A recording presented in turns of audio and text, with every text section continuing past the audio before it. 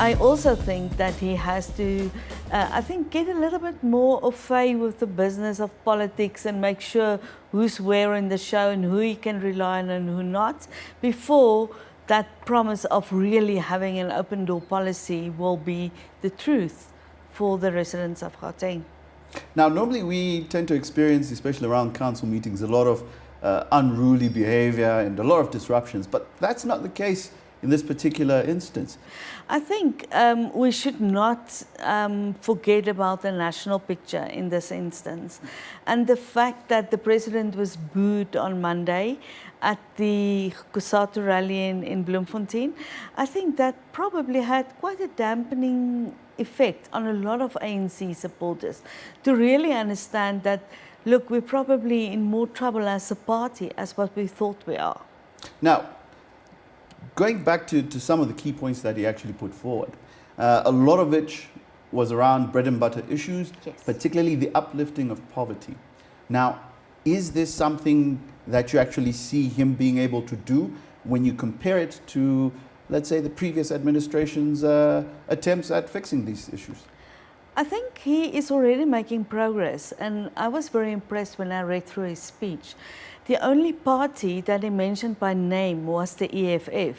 It was not so much a political party speech as it was a list of the things we are busy doing and the things of what we are going to do.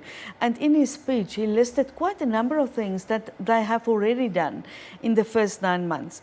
And something else that I was very impressed with, he didn't say the previous administration made these mistakes and listed all the mistakes. He said we inherited these issues without mentioning the ANC administration and said this is what we're now doing to fix them.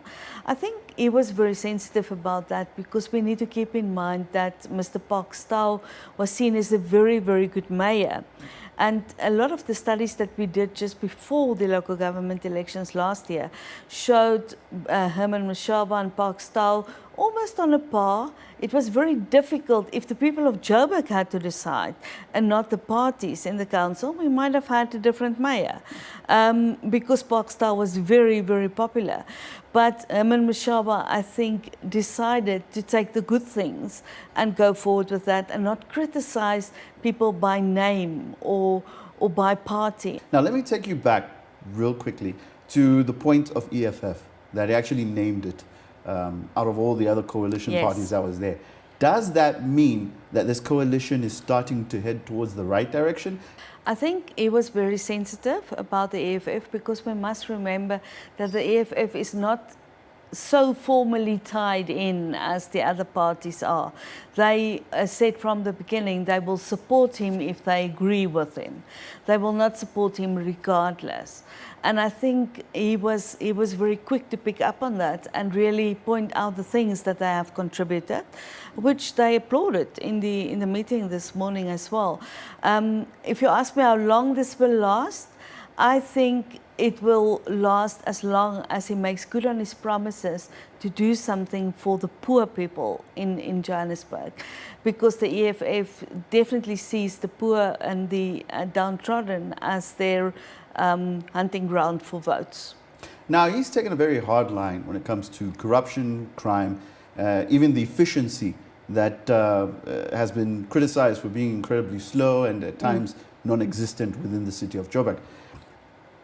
Is what he's doing now effectively gaining him the support that he needs to make the changes that are necessary? Again, it's early days. 9 months is probably not enough to say anything about it. But I can just point out 2 figures for you. If we look at the delivery of basic services, currently the Johannesburg City Council is rated as 47% on this. It doesn't sound a lot. It's not even 50% yet. But it was something like 25% before the DA administration. If we look at the safe and efficient public transport, is at 48%. It was also in the 30s. So yes, he's making changes. What I do not think he's doing effectively enough is to talk about these changes. I think he needs a communication plan to inform people about what he is doing. And as a city council, you really have the opportunity to do so every month with the statements that are going out, even if they're going out electronically. You almost have a captive audience that you communicate to. And I do not think the communication program is working yet. It depends how well he sells the things that they are doing in the right way to the voters, whether he will get the support. You get the impression that he's had to take 3 steps back to take 1 step forward. Is he and his team in the right direction in getting Joburg to where it needs to be? I think they've taken the first steps up the staircase. I think it's a very long staircase. He does not only need the support of his own constituency and his coalition partners, but he will also need the support of the ANC, because they are a very strong player in this city. And also he needs to work together with the provincial government, which is an ANC government. That is probably one of the biggest challenges for him going forward. I do not think that people necessarily know where the authority of the city ends and that of the provincial government starts.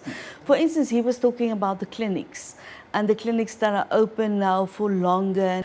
Clinics are the local authorities' responsibility, but hospitals are the responsibility of the provincial government. So you can see there's a lot of overlap, and he needs to get their support also to come to their part of the bargain.